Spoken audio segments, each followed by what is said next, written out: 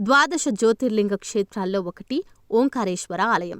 ఈ క్షేత్రం మధ్యప్రదేశ్లోని ఖాండ్వా జిల్లాలో నర్మదా నది మధ్యలో మాంధాత అనే ద్వీపంలో ఉంది. ఇది జ్యోతిర్లింగాలలో ఒకటిగా పరిగణించబడుతుంది. అంతేకాదు శివభక్తులకు ముఖ్యమైన పుణ్యక్షేత్రాల్లో ఒకటి.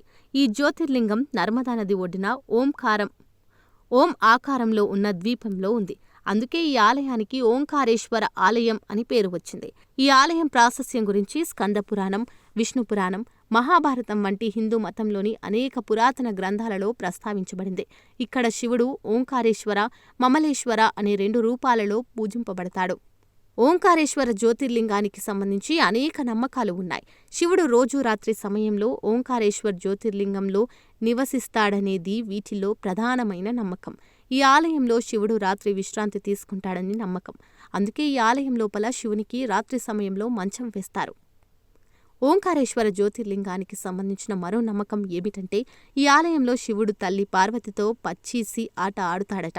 అందుచేత రాత్రి సమయంలో పచ్చీసు ఆటకు ఏర్పాటు చేసి గర్భగుడి తలుపులు మూసివేస్తారు. అంతేకాదు ఎట్టి పరిస్థితుల్లోనూ రాత్రి సమయంలో గుడి లోపలికి ఎవరూ వెళ్లరు.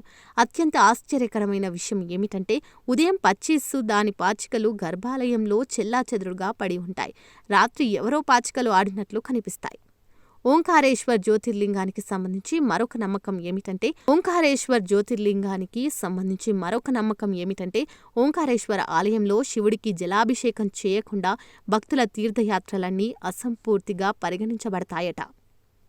ఓంకారేశ్వర జ్యోతిర్లింగ ప్రతిష్టకు సంబంధించిన పౌరాణిక కథ. ఓంకారేశ్వర్ జ్యోతిర్లింగ ప్రతిష్టకు సంబంధించి కొన్ని పౌరాణిక కథనాలు ఉన్నాయి. వాటిలో మాంధాత రాజుకు సంబంధించిన కథ చాలా ప్రత్యేకమైనది. ఈ పురాణం ప్రకారం పురాతన కాలంలో మాంధాత రాజు చాలా శక్తివంతమైన పాలకుడు. అతను గొప్ప శివభక్తుడు. ఒకసారి అతను శివుడిని ప్రసన్నం చేసుకోవడానికి, అనుగ్రహం పొందడానికి ఓంకార పర్వతం మీద ఉన్న నర్మదా నది ఒడ్డున కఠినమైన తపస్సు ప్రారంభించాడు. అతను కఠిన తపస్సు చేయడం మొదలుపెట్టాడు. ఆ తపస్సు తీవ్ర రూపం దాల్చి మొత్తం విశ్వంపై ప్రభావం చూపింది. అతని తపస్సుకు సంతోషించిన పరమశివుడు అతని ముందు ప్రత్యక్షమై 2 వరాలను అడగమని అడిగాడు. మొదటి వరంలో మాంధాతరాజు ఈ పవిత్ర స్థలంలో ఎల్లప్పుడూ ఉండి భక్తులందరి కోరికలను తీర్చమని శివుడిని కోరాడు. ఈ పుణ్యక్షేత్రం పేరుతో పాటు నా పేరు కూడా మీతో కలకాలం నిలిచిపోవాలని, ప్రజలు తనను స్మరించుకోవాలని 2వ వరాన్ని కోరుకున్నాడు. అప్పుడు శివుడు మాంధాతరాజు 2 కోరికలను నెరవేర్చాడు. జ్యోతిర్లింగ రూపంలో ఆ ప్రదేశంలో నివసించడం మొదలుపెట్టాడు. అందుకే ఓంకారేశ్వర జ్యోతిర్లింగం స్వయం ప్రతిరూపం.